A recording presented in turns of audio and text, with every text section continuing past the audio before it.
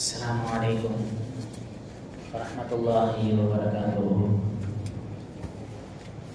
Alhamdulillahirabbil alamin. Assalatu wassalamu ala rasulil karim wa ala alihi wa sahbihi ajma'in, amma ba'd. A'udzu billahi minasy syaithanir rajim. Bismillahirrahmanirrahim. وفي أموالهم حق للسائل والمحروم.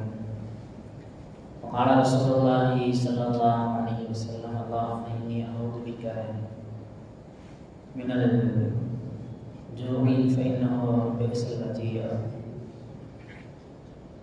புகழனைத்தும் அல்லாஹ் ஜல்ல ஷானஹு தஆலா அவர்களுக்கு உரித்தாகட்டுமாக.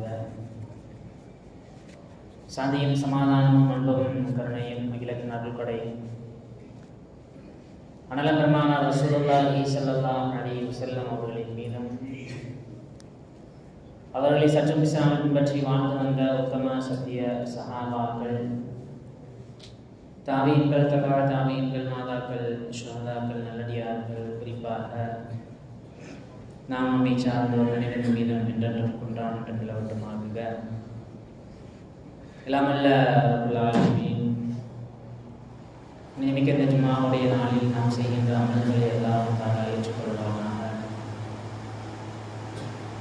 ஜும்மாவுடைய நாளில் நாம் செய்கின்ற துஆக்களை எல்லாம் தாராக அங்கீகரிப்பானாக.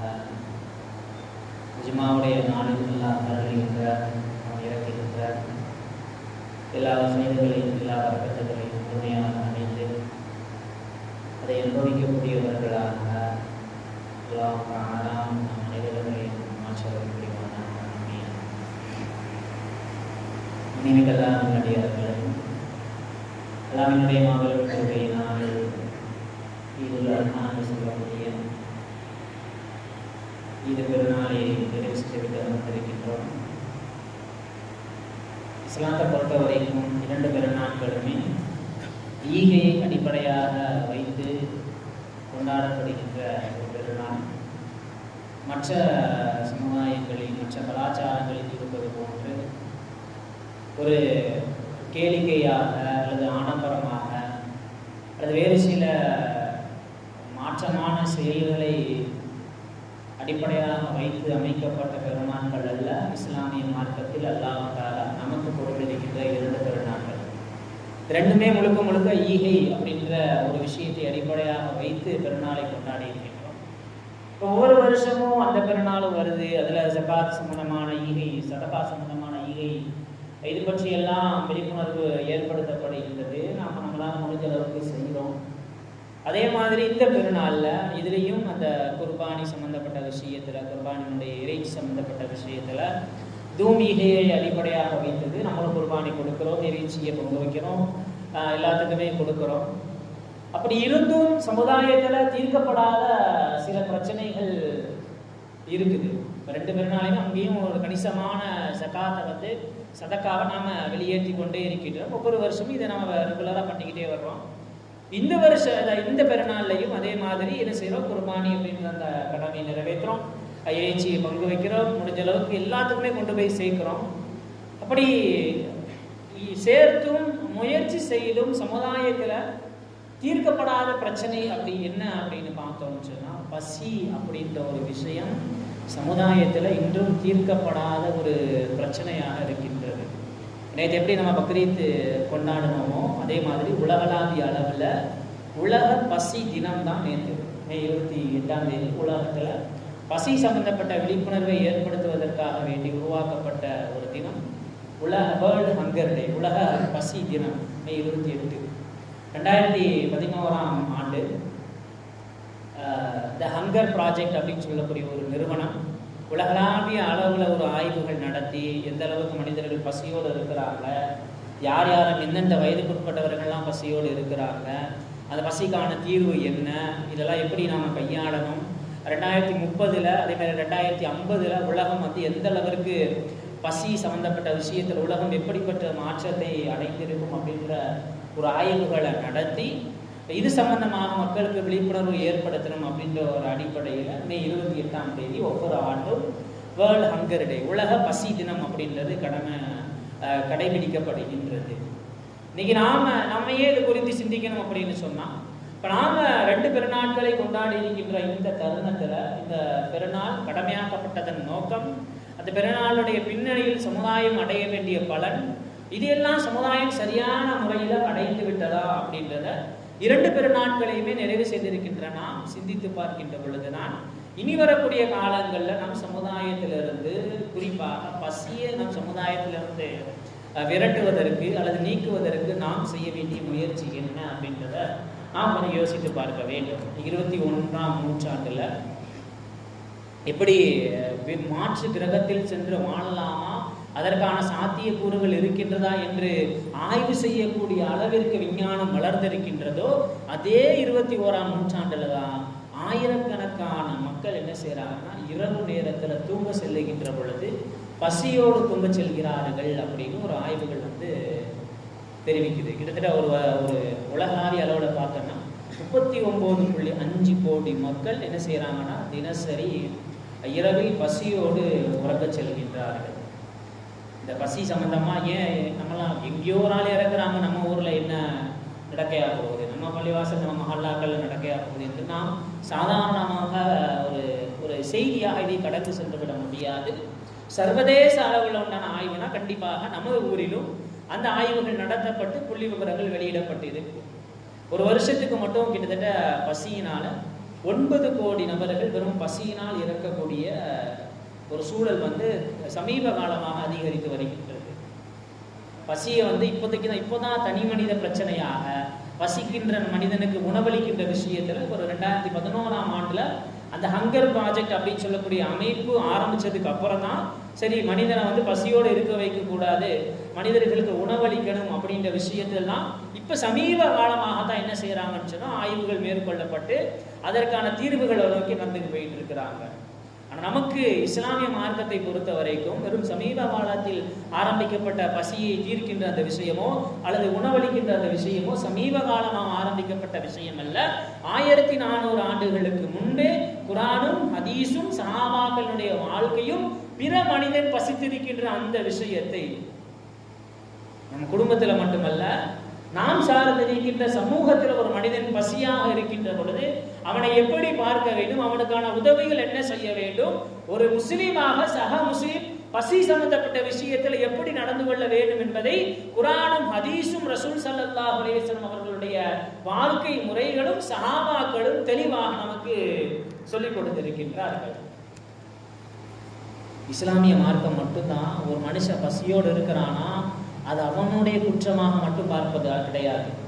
இஸ்லாத்தை பொறுத்த வரைக்கும் ஒரு ஊர்ல அல்லது ஒரு பகுதியில ஒரு தெருவுல ஒரு மனிதன் பசியோடு இருக்கிறான் என்று சொன்னால் தெருவில் வசித்தால் அந்த தெருவில் இருக்கக்கூடிய அனைவரும் பொறுப்புதாரிகள். மஹல்லாவில் வசித்தால் பசியோடு இருக்கக்கூடிய ஒரு ஆள் இந்த மஹல்லால இருந்தான் அப்படின்னு சொன்னா இந்த மஹல்லாவில் இருக்கக்கூடிய அனைவரும் பொறுப்புதாரிகள் என்கின்ற ஒரு ஆழமான கருத்தை இஸ்லாமிய மார்க்கம் பதிவு செய்கின்றது. நாம என்ன நினைச்சிட்டோம் அப்படின்னு சொன்னா இந்த பசி சாப்பாடு வழங்குற விஷயத்த ஏதோ ஒரு புண்ணியமான காரியமாக மட்டும் நினைத்து நாம செஞ்சுக்கிட்டு இருக்கிறோம். சாப்பாடு கொடுத்தோம்னா நமக்கு வாழ்க்கையில் நல்ல விஷயங்கள் கண்டிப்பாக வரும். ஆனா ஒரு புண்ணியமான காரியமாக இதை நாம் தவறான ஒரு கண்ணோட்டத்தில் சிந்திக்கின்றோம். ஆனா இந்த காலகட்டத்தில் அந்த மே 28ஆம் தேதி கடைபிடிக்கக்கூடிய இந்த தினம் இந்த பசி தீர்க்கின்ற அந்த விஷயத்தை 2030 அப்படின்ற ஒரு ப்ராஜெக்ட் எடுத்திருக்கிறாங்க, 2050 அப்படின்ற ஒரு ப்ராஜெக்ட் எடுத்திருக்கிறாங்க. அந்த ஆய்வினுடைய முடிவில் அவங்க சொல்லக்கூடிய விஷயம் இஸ்லாமிய மார்க்கம் பசி தீர்க்கின்ற அந்த விஷயத்துல குரானும் நபியும் எந்த அளவிற்கு வழிகாட்டினார்களோ அதை இந்த உலகம் சரியான முறையில் பின்பற்றினால் நிச்சயமாக 2030க்குள்ள உலகத்திலிருந்து பசி அப்படின்னு சொல்லக்கூடிய அந்த விஷயத்தை விரட்டி விடலாம் அப்படின்றது அந்த ஹங்கர் ப்ராஜெக்ட் தங்களுடைய ஆய்வுல முடிவாக இது சொல்றாங்க. ஆனால் குர்ஆன்ல அல்லாஹ் தஆலா எந்த அளவிற்கு இது குறித்து நமக்கு சொல்லிக் கொடுத்திருக்கின்றான், ரசூல் ஸல்லல்லாஹு அலைஹி வஸல்லம் அவர்கள் எந்த அளவிற்கு நமக்கு இது குறித்து விழிப்புணர்வை ஏற்படுத்தி இருக்கிறார்கள் அப்படின்றத நாம் சிந்தித்து பார்க்க வேண்டும். குர்ஆன்ல அல்லாஹ் தஆலா சொல்லும் பொழுது நாம நினைச்சுக்கிட்டு இருக்கிறோம் ஏழைகளுக்கு கொடுப்பது, இல்லாதவர்களுக்கு உதவி செய்வது, பசித்தவருக்கு உணவளிப்பது எல்லாம் புண்ணியமான காரியமாக நினைத்துக் கொண்டிருக்கிறோம். நிச்சயமாக அல்லாஹ் தஆலாவிடத்தில் அதற்கான நன்மைகளை அல்லாஹ் தஆலா கண்டிப்பாக கொடுப்பான். இன்னொரு விஷயத்தை நாம கவனிக்கணும். அதே குர்ஆன் அல்லாஹ் தஆலா ஒரு சூறால ஒரு இடத்துல சொல்றான், வஃபி அம்வாலிஹிம் ஹக்குல் லிஸாயிலி வல் மஹ்ரூம். பொருளாதார வளம் படைத்தவர்களுடைய பொருளாதாரத்துல அல்லாஹ் தஆலா சில நபர்களுடைய பங்கை ஏற்படுத்தி வச்சிருக்கிறான். யார் யாரெல்லாம் பொருளாதாரத்துல உயர்ந்தவர்களாக இருக்கிறாங்களோ அவங்க பொருளாதாரத்துல அல்லாஹ் தஆலா சில நபர்களுடைய இன்னொரு நபருடைய பங்கை ஏற்படுத்தி வைத்திருக்கிறான். அந்த நபர்கள் எல்லாம் யாரு அப்படின்னா ஹக்குல் லிசாயினி வல் முஹ்ரம். யார் அவரிடத்தில் சென்று கேட்கிறாரோ அவருடைய பங்கும் அந்த பொருளாதாரத்தில் அல்லாஹ் தஆலா ஏற்படுத்தி வைத்திருக்கின்றான். கேட்காதவர்களுடைய பங்கையும் அல்லாஹ் தஆலா அந்த பொருளாதார வளம் படைத்த நபர்களுடைய காசு பணத்துல அல்லாஹ் தஆலா பங்கை ஏற்படுத்தி வைத்திருக்கின்றான். அப்போ ஒரு ஆள் நம்மள்ட்ட கேட்டா மட்டும்தான் நாம உதவி செய்யணும் அப்படின்றது கிடையாது. கேட்காமல் இருக்கக்கூடிய நபரையும் தேடி சென்று உதவி புரிய வேண்டும். குறிப்பாக பசி உணவு சம்பந்தப்பட்ட விஷயத்துல கொஞ்சம் கவனத்தோடு நடந்து கொள்ள வேண்டும் அப்படின்னு அல்லாஹ் தஆலா குர்ஆன்ல நமக்கு சொல்லி தருகின்றான். நமக்கெல்லாம் தெரியும் இந்த தீன் அப்படின்றது இபாதத்துகளை அடிப்படையாக வைத்து கட்டமைக்கப்பட்ட மார்க்கம். பிற நபர்களோடு பழக வேண்டிய விஷயத்தை அடிப்படையாக வைத்து கட்டமைக்கப்பட்ட மார்க்கம் தீன். அப்ப இந்த மார்க்கத்தினுடைய உயிர் நாடி எல்லாமே இபாதத்தினுடைய அடிப்படையில. நமக்கெல்லாம் தெரியும் ஒரு ஹதீஸ்ல புனியல் இஸ்லாம் அலா ஹம்சி, இஸ்லாமிய மார்க்கம் என்பது இந்த தீன் என்பது 5 தூண்களால் கட்டமைக்கப்பட்டிருக்கின்றது அப்படின்னு ஹதீஸ்ல வரும். நம்ம அல்லாஹ் தஆலாவை ஏற்றுக்கொள்வது, தொழுவது, ஜகாத் கொடுப்பது, நோன்பு நோற்பது, ஹஜ் செய்வது, இப்படி தீனுடைய அடிப்படை சாராம்சமாக 5 அம்சங்கள் இருக்குது. ஆனா குர்ஆன்ல அல்லாஹ் தஆலா நமக்கெல்லாம் தெரிஞ்ச சூரா தான் அரைதல்லதி கத்திபு பித்தீன் அப்படின்ற சூரா. அந்த சூராவுடைய தமிழாக்கத்தை நாம எடுத்து படிச்சு பார்க்கணும். அல்லாஹ் தஆலா குர்ஆன்ல கேக்குறான், அரைதல்லதி கத்திபு பித்தீன், நபியே இந்த தீனை பொய்ப்படுத்தியவனை நீங்கள் பார்க்கவில்லையா? தீன் என்ற அந்த விஷயத்தின் அடிப்படையாக 5 விஷயங்களை 5 தூண்களை ரசூல் ஸல்லல்லாஹு அலைஹி வஸல்லம் சொல்லி இருக்கிறாங்க. இங்க அல்லாஹ் தஆலா கேக்குறான், நபியே இது தீனை பொய்ப்படுத்தியவனை நீங்கள் பார்க்கவில்லையா? தீனை பொய்ப்படுத்துறவன்னா இந்த ஹதீஸை நாம கொஞ்சம் யோசிச்சு பார்த்தோம்னா தீனை பொய்ப்படுத்துறவனா தொழாம இருக்கிறவன், நோன்பு நோக்காம இருக்கிறவன், ஜகாத் கொடுக்காம இருக்கிறவன், காசு பணம் இருந்து ஹஜ் செய்யாம இருக்கிறவன் அப்படின்ற நோக்கத்தில் நாம பார்ப்போம். ஆனா அல்லாஹ் தஆலா குர்ஆன்ல அந்த சூறால கேட்கிற கேள்வி என்னன்னு சொன்னா, இந்த தீனை பொய்ப்படுத்தியவன் யார் தெரியுமா? ஃபதாலிகல்லதி யதுல் யதீம், யதீம்களுக்கு உதவி புரியாதவன் இந்த தீனை பொய்ப்படுத்தியவன். வலா யஹுல்லு அலா துஆமில் மிஸ்கீன், மிஸ்கீன்களுக்கு அவனும் உணவளிக்க மாட்டான், உணவளிக்கின்ற நபருக்கு ஒரு உந்துகோலாக ஒரு தூண்டுதலாக இன்னொரு ஆள்கிட்ட போய் இப்ப அந்த மாதிரி மிஸ்கீன்களுக்கு உணவு கொடு என்று தூண்டக்கூடியவனாகவும் இருக்க மாட்டான். இஸ்லாமிய மார்க்கம் எப்படி இந்த 5 இபாதத்துகளின் மீது கட்டமைக்கப்பட்டிருக்கின்றதோ அதற்கு ஒருபடி மேலாக அல்லாஹ் தஆலா தீனை பொய்ப்பிக்கிறவனை அடையாளப்படுத்துகின்ற பொழுது ரப்புல் ஆலமீன் பசித்தவருக்கு உணவளிப்பது, கஷ்டப்படுபவருக்கு உதவி செய்வது, ஏழைகள் சம்பந்தப்பட்ட விஷயத்துல, யதீம்கள் சம்பந்தப்பட்ட விஷயத்துல கவனமாக நடந்து கொள்பவன் அல்லது நடந்து கொள்ளாதவன் தீனை பொய்ப்பிப்பவன் என்று அல்லாஹ் தஆலா சொல்கிறான். அதுக்கப்புறம் அல்லாஹ் தஆலா சொல்றான், ஃபவைலுல் முஸல்லீன். தொழுகை எல்லாம் அடிப்படை கடமையோ அதற்கெல்லாம் ஒருபடி மேலாக அல்லாஹ் தஆலா இது சம்பந்தப்பட்ட விஷயத்துல நாம் கவனம் செலுத்த வேண்டும் என்று ரப்புல் ஆலமீன் இந்த சூராவின் மூலமாக நமக்கு சொல்லி தருகின்றார். இஸ்லாமிய மார்க்கத்துல அல்லாஹ் தஆலா சொன்ன சட்டம் சம்பந்தப்பட்ட விஷயத்துல சில தவறுகள் மனிதன் அப்படின்ற அடிப்படையில நாம் செய்து விடுகின்ற பொழுது, உதாரணத்துக்கு ரமலான் மாதம் வந்தா நோன்பு வைக்கணும், நோன்பு வைக்க முடியாத ஒரு சூழல் ஏற்படுகின்ற பொழுது, அதே போன்று சத்தியம் செய்து சத்தியத்தை முறிக்கின்ற அந்த தெரியாம சத்தியத்தை முறிச்சிட்டோம் அந்த தருணத்துல, அதே மாதிரி கணவன் மனைவி சம்பந்தப்பட்ட விஷயத்தில் லிஹார் அப்படின்ற ஒரு சட்டம் உண்டு. அந்த சட்டத்தை அந்த கணவன் மனைவி செய்து விட்டால் அல்லது அந்த குற்றத்தில் ஈடுபட்டு விட்டால் இந்த பாவங்களுக்கு பரிகாரமா அல்லாஹ் தஆலா என்ன சொல்றான் அப்படின்னா, இந்த குர்ஆன் வசனங்கள் எல்லாம் படிச்சு பார்த்தா தெரியும், இதாமு மிஸ்கீன், நீங்க இத்தனை பேருக்கு உணவளிக்கணும், நீங்க நோன்பு வைக்க முடியலன்னா இத்தனை பேருக்கு உணவளிக்கணும், நீங்க சத்தியத்தை செய்துவிட்டு அதை சத்தியத்தை முறித்து விட்டால் இத்தனை பேருக்கு நீங்க உணவளிக்கணும். கணவன் மனைவியாக லிஹார் அப்படின்னு சொல்லக்கூடிய அந்த சட்டம் அந்த 2 பேருக்கு மத்தியில வந்துருச்சுன்னு சொன்னா கணவன் மனைவியை தொடுவதற்கு முன்னால் இத்தனை பேருக்கு உணவளிக்கணும். இபாதத்துகள் சம்பந்தப்பட்ட விஷயத்தில் அதை நாம் கொஞ்சம் தவறிழைக்கின்ற பொழுது, அதை நம்ம செய்யாமல் முடிகின்ற பொழுது வேறு சில இபாதத்துகளின் மூலமாக அதை ஈடுகட்டுங்கள் அப்படின்னு அல்லாஹ் தஆலா சொல்லி இருக்கலாம். ஆனா அல்லாஹ் தஆலா சொல்றது, இந்த மாதிரியான விஷயங்கள்ல நோன்பு வைக்க முடியாம போனா நீங்க சாப்பாடு கொடுங்க மிஸ்கீன்களுக்கு, சத்தியம் செய்து அதை முறித்தால் நீங்கள் மிஸ்கீன்களுக்கு சாப்பாடு கொடுங்கள் என்று பசியை போக்குகின்ற அந்த விஷயத்திற்கு இஸ்லாமிய மார்க்கமும் குர்ஆனும் வகுத்த அந்த பசி தீர்க்கும் திட்டங்களை நாம் கொஞ்சம் யோசித்து பார்க்க வேண்டும். அவ்வளவு திட்டங்கள் வகுத்தும் இன்னைக்கும் நம் சமுதாயத்துல நிறைய பேர் பசியோடு தூங்கக்கூடிய குழந்தைகள் அதிகமாக இருக்கக்கூடிய சமுதாயமாக. ஏன்னா நம்ம சமுதாயத்தில் குடும்பம் சம்பந்தப்பட்ட விஷயத்தில் கணவன் மனைவிக்கு மத்தியில் பிரச்சனை வரும்பொழுது பிள்ளைகளை கண்டுகொள்வது கிடையாது. சிங்கிள் பேரண்ட் அதிகமாக இருக்கக்கூடிய சமூகமாக நம் சமூகம் மாறி வருகின்றது.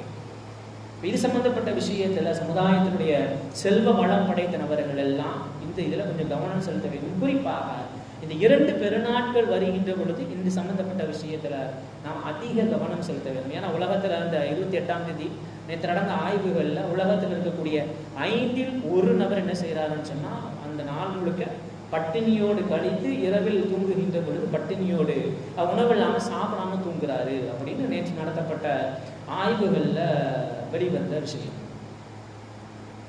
அந்த மார்க்கம் அவ்வளவு வசதி இருக்கின்ற அந்த விஷயத்துல அவங்க ஆச்சரியப்பட அந்த ஹங்கர் ப்ராஜெக்ட் அப்படின்னு சொல்லக்கூடிய அந்த ஆய்வு நடத்தக்கூடியவர்கள் ஆச்சரியப்பட்டு பேசுகின்றார்கள். நான் பேசுற விஷயங்கள் அவங்க முன்வைத்த அந்த விஷயங்கள். இஸ்லாமிய மார்க்கம் இவ்வளவு ஒரு அழகாக ஒரு பசி இருக்கும் திட்டத்தை உலகத்திற்கு அறிமுகப்படுத்தியிருக்கின்றது அப்படின்ற ஒரு விஷயத்தை அவர்கள் பெருமையாக தங்களுடைய ஆய்வுகளில் வெளியே சொல்லி இருக்கின்றார்கள். நமக்கெல்லாம் தெரியும் ரசூல் ஸல்லல்லாஹு அலைஹி வஸல்லம் பசியினால தன்னுடைய வயிற்றுல கல்லை கட்டிக்கிட்டு வாழ்ந்தாங்க. சில நாட்கள் ரசூல் ஸல்லல்லாஹு அலைஹி வஸல்லம் அடுப்பெரியாம பல நாட்கள் கழிந்திருக்கின்றது. 3 நாட்கள் வரைக்கும் ரசூல் ஸல்லல்லாஹு அலைஹி வஸல்லம் அவங்க உணவு இல்லாம வாழ்ந்திருக்கிறாங்க அப்படின்னு ஹதீஸ்கள் நம்மள பயான்ல கேள்விப்பட்டிருக்கோம். ஆனா அப்படி வாழ்ந்த ரசூல் ஸல்லல்லாஹு அலைஹி வஸல்லம் ஒரு பொழுதும் தன் சமூகத்தாரை நோக்கி நீங்களா பட்டினி கிடங்கன்னு சொன்னது கிடையாது. ரசூல் ஸல்லல்லாஹு அலைஹி வஸல்லம் பசியினால் கல்லை கட்டி இருக்கின்றார்கள். தங்களுடைய வீட்டுல பல நாட்கள் உணவில்லாம கழிந்து இருக்கின்றது. அப்படி இருந்த பொழுதும் கூட ரசூல் ஸல்லல்லாஹு அலைஹி வஸல்லம் தன்னுடைய சமூகத்தாரை பார்த்து நான் இருக்கிற மாதிரி பசியோட நீங்க இருங்க அப்படின்ற மாதிரி எந்த ஒரு தருணத்திலும் ரசூல் ஸல்லல்லாஹு அலைஹி வஸல்லம் அவர்கள் சொன்னது கிடையாது. ஏன் அல்லாஹ் தஆலா அப்ப ரசூல் ஸல்லல்லாஹு அலைஹி வஸல்லம் கேட்டிருந்த எல்லா விஷயங்களையும் கொடுத்திருக்கலாம். ஏன் அல்லாஹ் தஆலா இவ்வளவு பட்டினி போட வைக்கணும்? இத்தனை நாட்கள் உணவு இல்லாமல் ரசூல் ஸல்லல்லாஹு அலைஹி வஸல்லம் வாழ்க்கை ஏன் கழிய வேண்டும்? அதற்கான காரணத்தை அந்த ஹங்கர் ப்ராஜெக்ட் சொன்னாங்க. ஒரு சமுதாயத்தினுடைய ஒரு மனிதன் அல்லது அந்த சமுதாயத்தினுடைய தலைவன் பசியின் வழியை உணர்ந்தால்தான் மனிதர்களுடைய வழியை புரிந்து கொள்ள முடியும் என்று அந்த கடவுளுக்கு தெரிந்ததன் விளைவாக இஸ்லாமிய சமூகத்திற்கு இறுதியாக அனுப்பப்பட்ட நபியை அந்த இறைவன் என்ன செஞ்சான்னு சொன்னா பசியோடு சில நாட்கள் பசித்திருக்க வைத்தான் அப்படின்னு அந்த ஹங்கர் ப்ராஜெக்ட்ல ஒரு ஆய்வுகளை சொல்றாங்க. அப்புறம் ரசூல் ஸல்லல்லாஹு அலைஹி வஸல்லம் தான் பட்டினியோடு கிடந்தாங்க, தன்னுடைய குடும்பத்தாருக்கு பட்டினியோடு கிடந்தாங்க. ஆனா ஒரு பொழுதும் தன் சமூகத்தாரை நோக்கி நீங்க இப்படி பட்டினியோடு கிடங்க அப்படின்னு ரசூல் ஸல்லல்லாஹு அலைஹி வஸல்லம் சொன்னது கிடையாது. ரசூல் ஸல்லல்லாஹு அலைஹி வஸல்லம் இப்படி தன் சமூகத்தாரை துஆ செய்யுமாறு கட்டளையிட்டிருக்கின்றார்கள். அல்லாஹும்ம இன்னி அஊது பிக மினல் ஜூவி. சஹாபாக்களை பார்த்து ரசூல் ஸல்லல்லாஹு அலைஹி வஸல்லம் சொன்னாங்க, தோழர்களே நீங்கள் அல்லாஹ் தஆலாவிடத்தில் பசியினால் இருக்கக்கூடிய அந்த சூழலை விட்டும் பசியை விட்டும் அல்லாஹ் தஆலாவிடத்தில் நீங்கள் பாதுகாப்பு தேடுங்கள் அப்படின்னு அல்லாஹ் தஆலாவிடம் பாதுகாப்பு தேட சொல்லி ரசூல் ஸல்லல்லாஹு அலைஹி வஸல்லம் சொல்லி இருக்கிறாங்க. ஏன்னா எந்த சமூகம் பசியோடு இருக்கிறதோ அந்த சமூகத்துல ஈமானுக்கான பாதுகாப்பு அப்படின்றது குறைந்திருக்கிறது. இமாம் இப்னு ஹஸம் ரஹ்மத்துல்லாஹி அலைஹி தன்னுடைய கிதாபுல ஒரு கருத்தை எழுதியிருப்பாங்க. ஒரு சமுதாயத்துல ஒரு மனிதன் ஒரு பகுதியில அல்லது ஒரு ஊர்ல ஒரு மஹல்லால வாழக்கூடிய ஒரு மனிதன் பசியினால் வறுமையினால் அவன் இறந்து போகிறான் என்று சொன்னால் அந்த சமுதாயத்தில் இருக்கக்கூடிய அனைவர்களும் குற்றவாளிகள் மட்டுமல்ல, அந்த சமுதாயத்திலிருந்து அல்லாஹ்வினுடைய பாதுகாப்பு நீங்கிவிடும் அப்படின்னு இமாம் இப்னு ஹஸம் ரஹ்மத்துல்லாஹி அலைஹி தன்னுடைய கிதாபில் எழுதி வச்சிருக்கிறாங்க. எந்த அளவிற்கு, அதனாலதான் பாருங்க ரசூல் ஸல்லல்லாஹு அலைஹி வஸல்லம் அவங்க சில அற்புதங்களை நிகழ்த்தி இருப்பாங்க, நிறைய இடங்கள் அற்புதங்களை நிகழ்த்தி இருக்கிறாங்க.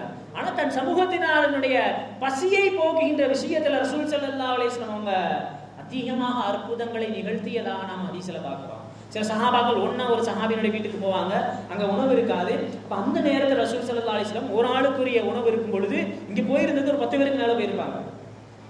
அந்த நேரத்தில் சமுதாயத்தினுடைய பசியை தீர்ப்பதற்காக ரசூல் ஸல்லல்லாஹு அலைஹி வஸல்லம் அற்புதத்தை வெளிக்காட்டினார்கள். சஹாபாக்களோடு அமர்ந்து இருந்த பொழுது ஒரு பால் பாத்திரம் கொண்டு வரப்படுகின்றது, எல்லாருமே பசியோடு இருக்கிறாங்க. அந்த நேரத்தில் அனைவருடைய பசியை போக்க வேண்டும் என்ற அடிப்படையில் ரசூல் ஸல்லல்லாஹு அலைஹி வஸல்லம் அந்த பாலில் அற்புதத்தை நிகழ்த்தியதாக நம் ஹதீஸ்கள் வாயிலாக பார்க்கின்றோம். எந்த அளவிற்கு ரசூல் ஸல்லல்லாஹு அலைஹி வஸல்லம் தான் பசியோடு இருந்தா பிரச்சனை இல்லை, தன்னுடைய சமுதாயத்தினர்கள் பசியோடு இருந்தார்கள் என்று சொன்னால் நிச்சயமாக அவர்களுடைய ஈமான் அது கேள்விக்குறியாக ஆகிவிடும் என்பதனால் ரசூல் ஸல்லல்லாஹு அலைஹி வஸல்லம் இவ்வளவு முன்னெடுப்புகளை செஞ்சிருக்கிறாங்க.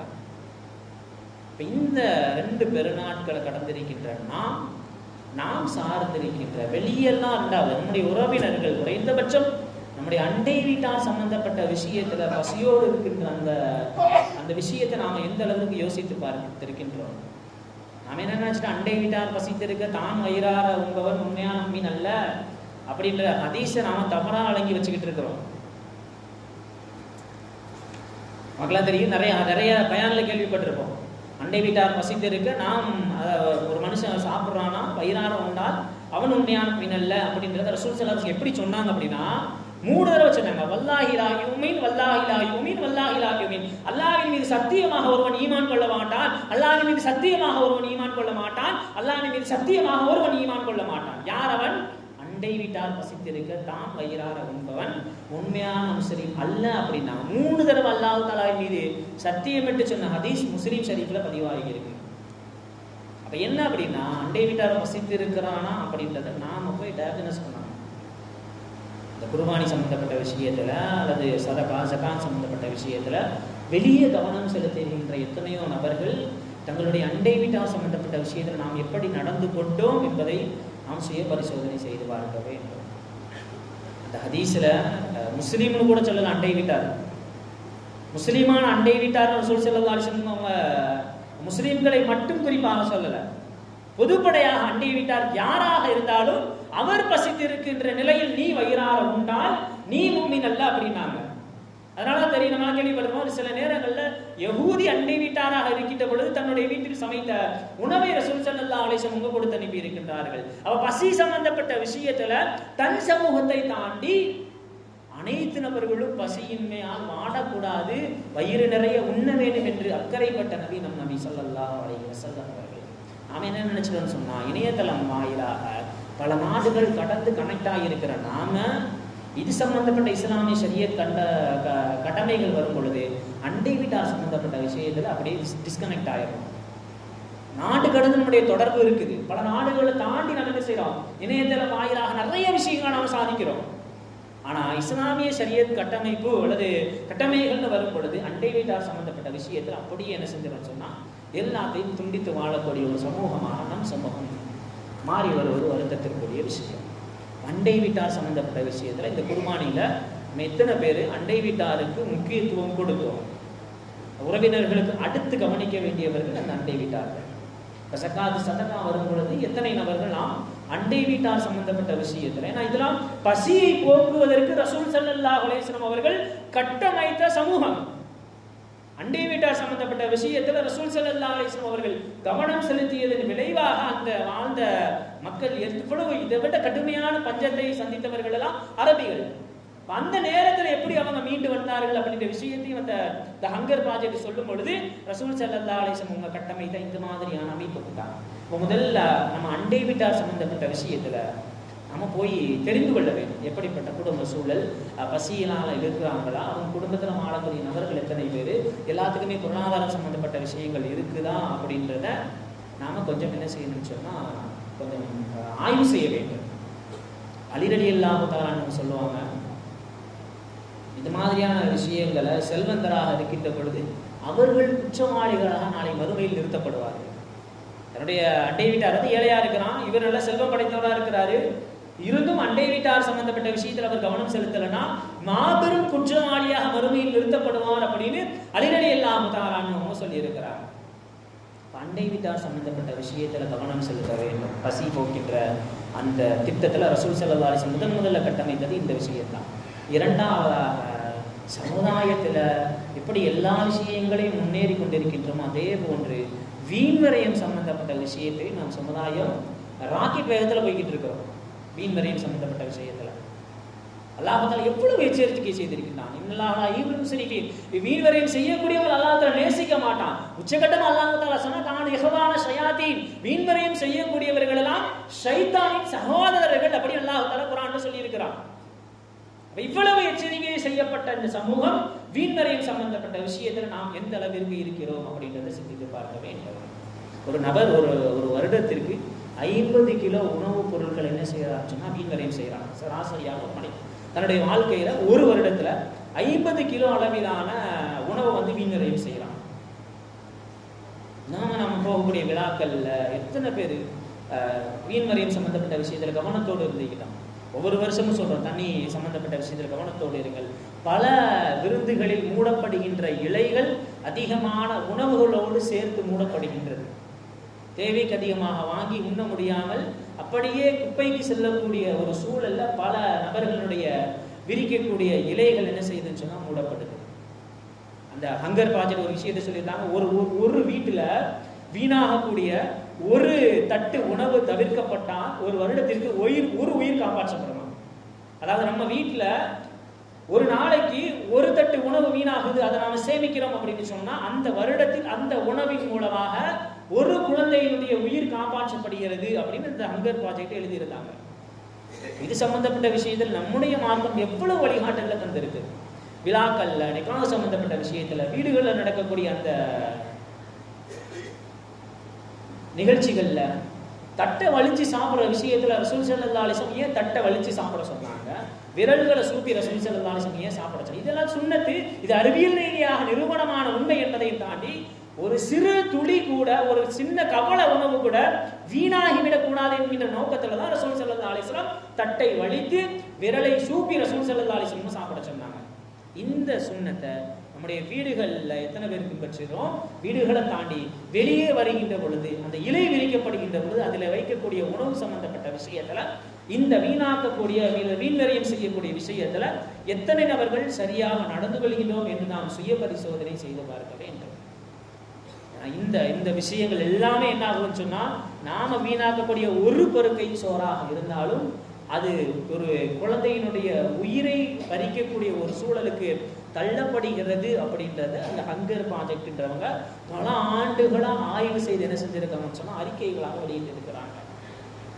பசியில்லா சமூகமாக வெளியே இருக்கக்கூடிய நபர்கள், வெளியே இருக்கக்கூடிய சமூகம் பசியில்லா சமூகமாக மாற வேண்டும் என்பதையும் தாண்டி நம் இஸ்லாமிய சமூகத்தில் இதே போன்று பசியினால் வாடக்கூடிய குழந்தைகள் அதிகமாக வாழ்கிறார்கள் என்பதை நாம் நினைவில் கொண்டு இஸ்லாமிய சமூகம் ஒரு மூணு விஷயம். முதல் விஷயம் என்ன செய்யணும்னு சொன்னா, அண்டை வீட்டார் சம்பந்தப்பட்ட விஷயத்தை சரியான முறையில் பேணணும்.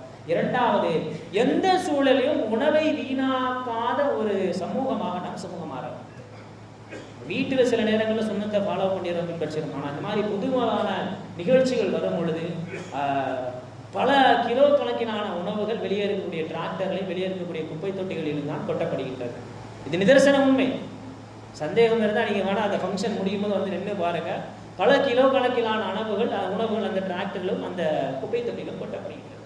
இதை சேமிப்பதன் மூலம் பல குழந்தைகளுடைய உயிரை நாம் காப்பாற்றலாம் என்பதை மனதில் நிறுத்தி வீண்வரையும் செய்யாத ஒரு சமூகமாக அடுத்த தலைமுறையினருக்கு இதை கொண்டு இந்த செய்திகளை எல்லாம் கொண்டு சேர்த்து அவர்களையும் அதே நெறிமுறைப்படி வாழ வைக்கின்ற பொழுதுதான் வெளி சமூகத்தை தாண்டி நம் சமூகம் பசி இல்லாத, வறுமை இல்லாத ஒரு சமூகமாக மாறும். அப்படிப்பட்ட சமூகமாக அமைத்து வாழக்கூடிய பாக்கியத்தை எல்லாம் தஆலா நம் அனைவருக்கும் தந்தல் புரிவானாக. வாஹிரு தஅவானா அல்ஹம்துலில்லாஹி ரப்பில் ஆலமீன். அஸ்ஸலாமு அலைக்கும் வரஹ்மத்துல்லாஹி வபரகாத்துஹு. சுன்னத்துல் தொழாதவர்கள்